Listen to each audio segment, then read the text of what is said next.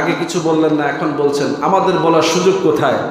আমরা আগেও জুলুমের শিকার, এখনও জুলুমের শিকার। আগে একভাবে, এখন আরেকভাবে। আমাদেরকে তো কথা বলতে দিতে চাচ্ছেন না আপনারা। সব সময় আমাদের গলা চেপে দেওয়া হয়, কি বলে ডেকে না? আজকে ওয়াজ মাহফিলগুলোকে বাধাগ্রস্ত করা হচ্ছে, সেখানে নানা পলিসি অ্যাপ্লাই করা হচ্ছে, এবং সেখানেও আবার সেন্সর আবারও হচ্ছে, কি বলে ডেকে না?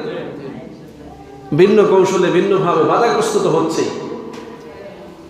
দেশে একটা নির্বাচনী পরিবেশ আসছে, তাই বলে কি ধর্মীয় কাজ বন্ধ থাকবে? দাবি করা হচ্ছে, অর্ডিন্যান্স সম্ভবত প্রজ্ঞাপনই হয়েছে, এটা আমি শিওর না, যে ওয়াজ মাহফিল করতে হলে অনুমতি নিয়ে করতে হবে। কেন নির্বাচনে ওয়াজ মাহফিল বাধা হইল কিভাবে? হেদায়েতি কাজ কিভাবে বাধাগ্রস্ত হইল? বিগত দিনেও তো এই কাজই করা হয়েছে। বিভিন্নভাবে আলেম ওলামাদেরকে, ওয়াজ মাহফিলগুলোকে বিভিন্নভাবে বাধাগ্রস্তই করা হয়েছে, কি বলা ঠিক না?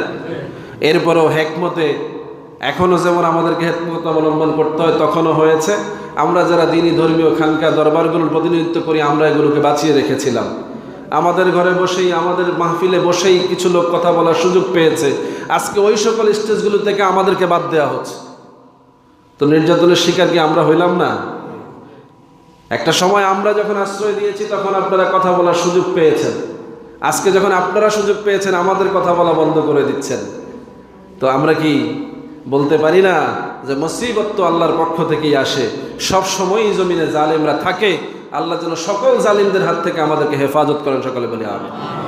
এজন্য যে বিষয়টাকে গুরুত্ব দিয়েছি আমি, সেটা হচ্ছে আল্লাহ রাব্বুল আলামিন বলছেন, এরকম মুসিবত থেকে বাঁচতে হলে তোমাদেরকে বেশি পরিমাণ নফল ইবাদত করতে হবে। কি করতে হবে? নফল ইবাদত করতে হবে। এই নফল ইবাদতগুলো কি? আল্লাহর হাবিব বলেছেন, আল্লাহ আদেশ করেছেন ফরজের মতো, কিন্তু না করলে গুনাহ নেই, করলে বিশাল বরকত। আল্লাহ বলছেন তোমরা ইবাদতের ক্ষেত্রে মধ্যম পন্থা অবলম্বন করো। রাসূলুল্লাহ বলছেন তোমরা সব বিষয়ে মধ্যম পন্থা অবলম্বন করো। খায়রুল উমুর আওসাতুহা, মধ্যম পন্থাটা উত্তম। সেটা কি? তোমরা 24 ঘন্টা ইবাদতবন্দি করতে পারবে না, 24 ঘন্টায় আল্লাহ জিকিরে নিজেকে মশগুল রাখতে পারবে না, 24 ঘন্টায় তোমরা নফল ইবাদত করতে পারবে না। এই জন্য বিশেষ বিশেষ সময়গুলো নির্ধারণ করে দিয়েছি, ওই সময়গুলোকে তোমরা জাগ্রত রাখো, ওই সময়গুলোতে ইবাদত করো। আল্লাহ বললেন সকালবেলা তোমরা আল্লাহর জিকিরে মশগুল হও, সন্ধ্যাবেলা আল্লাহর জিকিরে মশগুল হও, রাত্রিবেলায় তাহাজ্জুদ নামাজে মশগুল হও, সকাল সন্ধ্যা তোমরা নফল নামাজগুলো পড়ো, আওয়াবিন পড়ো, ইশরাক পড়ো, সালাতুদ দোহা পড়ো, মাঝে মাঝে তোমরা সালাতুত তাসবিহ আদায় করো। এভাবে তোমরা নিজেদের মধ্যে যতটুকু সামর্থ্য আছে নফল ইবাদতগুলোর মাধ্যমে ইয়াতাকাররাবা ইলাইয়া, আমার নিকটবর্তী হও, আমার বন্ধু হও, আল্লাহর ওলি হয়ে যাও। বলি সুবহানাল্লাহ।